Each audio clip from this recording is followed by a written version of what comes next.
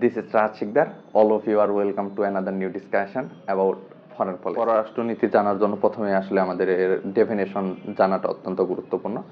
তো বিশ্ব ব্যবস্থায় বা বিশ্ব মঞ্চে একটি রাষ্ট্র তার উদ্দেশ্য, ক্রিয়াকলাপ এবং পরিকল্পনাগুলোকে বহির্বিশ্বে তুলে ধরার জন্য যেসব নীতিমালা গ্রহণ করে থাকে তাকেই হলো পররাষ্ট্রনীতি বলা হচ্ছে বা ফরেন পলিসি বলা হচ্ছে। আপনারা হয়তো অনেকেই হলো জানার চেষ্টা করে থাকবেন পররাষ্ট্রনীতিকে কেন অগণতান্ত্রিক পলিসি বলা হয়। পররাষ্ট্রনীতিটা একটি রাষ্ট্র তার নিরাপত্তার সাথে ওতপ্রোতভাবে জড়িত থাকে, এই জন্য রাষ্ট্র চায় না তার কনফিডেন্সিয়াল তথ্য বা পররাষ্ট্র যে নীতিমালাগুলো আছে সেগুলো বেরিয়ে আসুক বা সবার সামনে হলো ঢাকঢোল পিটিয়ে প্রকাশ করা হোক। তো পররাষ্ট্রনীতিকে এর জন্যই বলা হচ্ছে অগণতান্ত্রিক পলিসি, যেখানে একটি রাষ্ট্রের মেন স্টেক হোল্ডার জনগণ, কিন্তু সেই জনগণ পররাষ্ট্রনীতি সম্পর্কে আসলে তেমন একটা জ্ঞান রাখে না।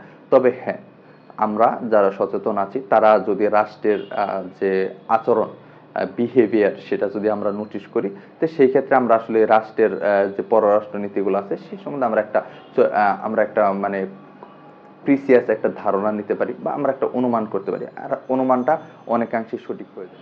প্রত্যেকটি রাষ্ট্রেরই পররাষ্ট্রনীতি রয়েছে। তো এই পররাষ্ট্রনীতি গ্রহণের ক্ষেত্রে কিছু উপাদান আছে যারা প্রত্যক্ষ ও পরোক্ষভাবে আসলে ভূমিকা রাখার চেষ্টা করে।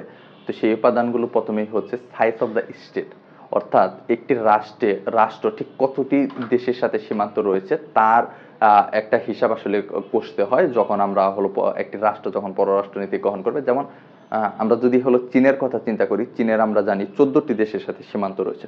তো প্রতিবেশী 14টা রাষ্ট্রকে আসলে রাষ্ট্রের কথা মাথায় রেখে চীনকে পররাষ্ট্রনীতি গ্রহণ করতে হয়। আমরা যদি বাংলাদেশের কথা চিন্তা করি, তো বাংলাদেশে ভারত ও মিয়ানমারের সাথে সীমান্ত রয়েছে। তো বাংলাদেশের পররাষ্ট্রনীতি গ্রহণের ক্ষেত্রে ভারত ও মিয়ানমারের সাথে নরম হতে হয় বা তাদের কথা চিন্তা করে পররাষ্ট্রনীতি গ্রহণ করতে হয়। তো 2 নাম্বার যে উপাদানটা আছে সেটা হচ্ছে জিওগ্রাফিক্যাল লোকেশন, অর্থাৎ ভৌগোলিক সীমানা। আমরা ভৌগোলিক সীমানা এই কথাটা কেন বলতেছি, কেন অত্যন্ত জরুরি পররাষ্ট্র নীতি গ্রহণের ক্ষেত্রে, সেটা আমরা উদাহরণের মাধ্যমে জানার চেষ্টা করব। আমরা যদি আফগানিস্তানের কথা চিন্তা করি, আমরা জানি আফগানিস্তান একটা ল্যান্ডলক কান্ট্রি অথবা স্থলবেষ্টিত কান্ট্রি, যার কোনো সমুদ্র বন্দর নেই। কিন্তু আমরা জানি বর্তমান বিশ্বের যে বাণিজ্য সেটা আসলে অনেক অংশেই জাহাজ কেন্দ্রিক বা সমুদ্র কেন্দ্রিক।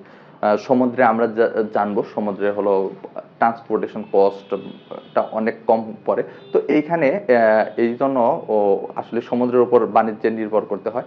তো আফগানিস্তানের যেখানে কোনো সমুদ্র বন্দর নেই সেখানে আফগানিস্তানকে নির্ভর করতে হয় তাদের পার্শ্ববর্তী রাষ্ট্র পাকিস্তান এবং ইরানের উপর। আমরা জানি আফগানিস্তান তাদের যাবতীয় বাণিজ্য করে থাকে পাকিস্তানের বন্দর ব্যবহার করে এবং ইরানের বন্দর ব্যবহার করে। এই ক্ষেত্রে আফগানিস্তান যখন পররাষ্ট্রনীতি গ্রহণ করবে সেই ক্ষেত্রে অবশ্যই তাকে পাকিস্তানের যে সুবিধা দেওয়ার কথা বা পাকিস্তান কি চাচ্ছে না সেটা কিন্তু আসলে মাথায় রেখে তাকে পররাষ্ট্রনীতিটা গ্রহণ করতে হবে অ্যাকচুয়ালি। তারপরে হলো আপনার সাইজ অফ দ্য পপুলেশন। প্রত্যেকটা রাষ্ট্রের ক্ষেত্রে পপুলেশন হলো অত্যন্ত জরুরি একটা বিষয় বা অত্যন্ত গুরুত্বপূর্ণ। জনগণ কেন গুরুত্বপূর্ণ? কারণ জনগণ থেকে জনসম্পদ বা মানব সম্পদে রূপান্তরিত হইতে পারে। বাংলাদেশের কথা আমরা যদি চিন্তা করি, তো এখানে হলো আমরা ডেন্স পপুলেট কান্ট্রি বলা হচ্ছে, অর্থাৎ এখানে প্রয়োজনের থেকে অনেক বেশি জনগণ হচ্ছে। তার জন্য কি হচ্ছে, আমরা যখন RMG সেক্টরের কথা চিন্তা করব বা রেডিমেড গার্মেন্টস সেক্টরের কথা চিন্তা করব, সেখানে কিন্তু আমরা একদম চিপ কস্টে লেবার পাচ্ছি। আমরা যখন অল্প পারিশ্রমিকে একটা শ্রমিক হায়ার করতে পারবো তখন কিন্তু আমার প্রোডাকশন কস্টটা কমে আসবে। এক্ষেত্রে সাইজ অফ দ্য পপুলেশন এই ক্ষেত্রে গুরুত্বপূর্ণ। তারপরে আছে ইকোনমিক রিসোর্স। এখন মার্কিন যুক্তরাষ্ট্র তার পররাষ্ট্রনীতি গ্রহণের ক্ষেত্রে যেভাবে কঠোর হইতে পারবে সেটা বাংলাদেশ পারবে। মাইটি মার্কিন যুক্তরাষ্ট্রের যে সুবিশাল অর্থনীতি রয়েছে সেটা কিন্তু বাংলাদেশের ক্ষেত্রে নেই। তো মার্কিন যুক্তরাষ্ট্র যেভাবে তার পররাষ্ট্রনীতি গ্রহণ করবে, যতটা কঠোরভাবে পররাষ্ট্রনীতি গ্রহণ করবে, আসলে বাংলাদেশ সেই ক্ষেত্রে পারবে না, কারণ বাংলাদেশের তেমন অর্থনীতি নেই। আমরা লক্ষ্য করে থাকবো মার্কিন যুক্তরাষ্ট্রের মন মতো যারা বিহেভ করতেছে না তাদেরকে কিন্তু মার্কিন যুক্তরাষ্ট্র ইকোনমিক স্যাংশন দিয়ে রাখতেছে। আমরা সর্বশেষ উদাহরণ হিসেবে দেখতে পারি হলো রাশিয়াকে দেখতে পারি। ইউক্রেনের সাথে যুদ্ধ হচ্ছে, তখন মার্কিন যুক্তরাষ্ট্র ইউক্রেনের একটা পক্ষ নিয়েছে, সেই ক্ষেত্রে রাশিয়া তাদের বিপক্ষে চলে গেছে। কিন্তু তাদেরকে শায়েস্তা করার জন্য মার্কিন যুক্তরাষ্ট্র কিন্তু ঠিকই তাদের ইকোনমিক স্যাংশন দিয়ে তাদেরকে একটা বিপদে ফেলার চেষ্টা করছে, সেটা কিন্তু বাংলাদেশ পারবে না।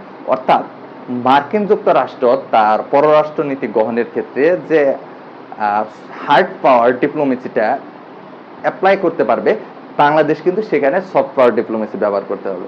এখানেই হচ্ছে আপনার ইকোনমিক রিসোর্সের পররাষ্ট্র নীতি গ্রহণের ক্ষেত্রে প্রভাবক হিসাবে কাজ করে, ঠিক এভাবে।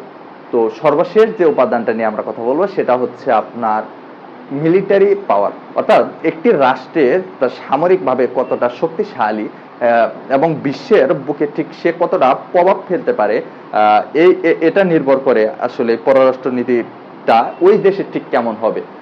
রাশিয়াকে যখন রাশিয়াকে যখন মার্কিন যুক্তরাষ্ট্র ইকোনমিক স্যাংশন দিল, কিন্তু সেই ক্ষেত্রে কিন্তু রাশিয়া দমে যায়নি, কেননা রাশিয়া রয়েছে বিশ্বের সুবৃহৎ এবং সুবৃহৎ না সঠিক কিন্তু শক্তিশালী একটা সেনাবাহিনী রয়েছে। সেই সেনাবাহিনীর বলে তারা তাদের ঠিক স্বাধীন মতো পররাষ্ট্র নীতি গ্রহণ করতে পারে। এই ক্ষেত্রে আমরা যখন মিয়ানমারের কথা চিন্তা করব, আমরা যখন ভুটানের কথা চিন্তা করব, নেপালের কথা চিন্তা করব, কিংবা গভীর অরণ্যের সেই মহাদেশ, অন্ধকারাচ্ছন্ন মহাদেশ আফ্রিকা মহাদেশের কথা চিন্তা করব, সেখানে তারা কিন্তু আসলে তাদের আমরা জানি মিলিটারি যে মাইট বা মিলিটারি যে পাওয়ার সেটা আসলে অপ্রতুল বা পর্যাপ্ত নেই। সেই ক্ষেত্রে তাদের পররাষ্ট্র নীতি কিন্তু গ্রহণ করতে হবে যে হলো মিলিটারি মাইট বা ওয়ার্ল্ড হেজেমন হয়ে গেছে, তাদের কথা চিন্তা করে তারা ঠিক কিভাবে বিহেভ করবে, কোন নীতিমালা গ্রহণ করলে তাদের সাথে একটা বন্ধুত্বপূর্ণ সম্পর্ক গড়ে উঠবে, এসব কিছু চিন্তা করে আসলে এই পররাষ্ট্র নীতি গ্রহণ করা হয়। Thank you so much. আজকে পররাষ্ট্র নীতি নিয়ে একটা বিস্তারিত আলাপ হলো। এর পরবর্তীতে দেখা হবে নতুন কোনো ভিডিও নিয়ে। সে পর্যন্ত ভালো থাকুন, সুস্থ থাকুন।